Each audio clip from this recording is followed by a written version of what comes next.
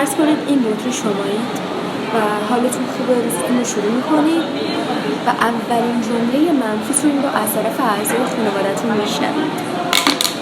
میرید سر کار و رئیستون شما رو به خاطر کمکاری یک شخص دیگه مؤاخذه میکنه و یکی از همکارانتون بحثتون میشه و یکی از فامیلاتون به شما میگه که چقدر جدیدن اضافه وزن پیدا کردید و خب همه اینا انرژی منفی هستن و شما اینا رو جذب کنید.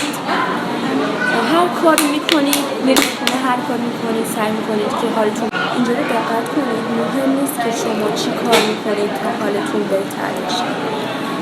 مهم اینه که شما صداهای بیرون رو قطع کنید و با خودتون خلوت کنید که حالتون بهتر بشه.